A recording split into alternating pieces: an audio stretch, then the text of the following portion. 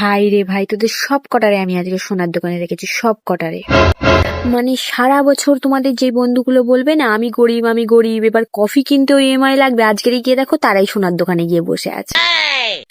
ওদের নাকি কফি কিনতেও ইএমআই লাগে, আর ধনতেরাস আসলে ওদের চোখে একটাই আলো জ্বলে ওঠে, সোনা সোনা সোনা।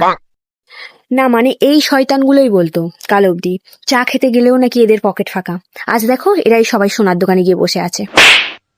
আর এদিকে আমি বসে বসে গুগল সার্চ করছি, সোনা দেখতে গেলেও টাকা লাগে নাকি ফ্রিতে দেখা যায়।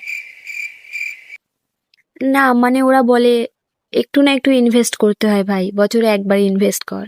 হ্যাঁ ভাই, আমি বলি হ্যাঁ ভাই আমি ইনভেস্ট করি। মেরিগোল্ড বিস্কুটে আর সাফোলা গোল্ড তেলে পকোড়া ভেজে খাই ভাই, খুব ভালো লাগে খুব। ধনতেরাসে সবাই সোনার দুল কিনছে, সোনার হার কিনছে, আমিও কিনেছি গোল্ড ফ্লেক বিস্কুট, অফার প্যাক, একটা কিনলে আরেকটা ফ্রি। ওর ভিতরে একটা চিরকুটও ছিল, ইউ আর লাকি, মানে ধনতেরাসে আমি সবচেয়ে বড় বিজেতা।